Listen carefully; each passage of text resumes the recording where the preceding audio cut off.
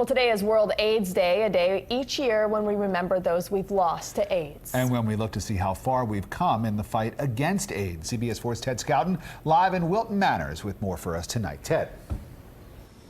Hi, Rick and Rutabaga. Well, tonight there is a big World AIDS Day march here in Wilton Manors. You know, many people here can remember when an HIV diagnosis was a death sentence, but things certainly have changed since those scary early days in the 1980s.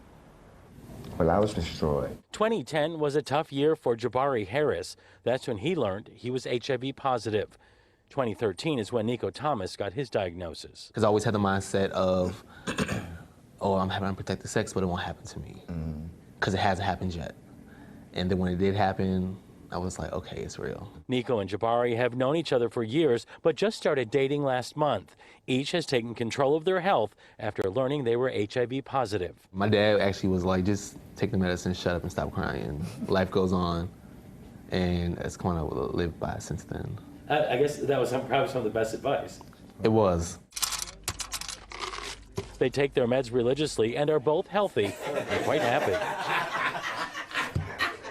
The two learned about treatment options from Broward House in Wilton Manors, and they do their part to spread the word to others about the importance of knowing your HIV status. He has taken this Thrive to Live, and he helps a lot of people. Jabari brings people from the community all the time. Doctors explain getting into treatment can nearly erase signs of HIV from your body. When someone's HIV viral load becomes undetectable, not only is that a good thing for the patient themselves, but their ability to transmit HIV is greatly reduced. Dr. Michael Senshin is with Broward Health. While Miami-Dade and Broward lead the state in HIV cases, and Florida has the most new cases in the country, medication has drastically changed the outlook for millions. Upwards of 80 to 90% of our patients have no measurable HIV in their bodies because they're successfully being treated with their HIV. With all that optimism, though, there is still a warning. There is no cure.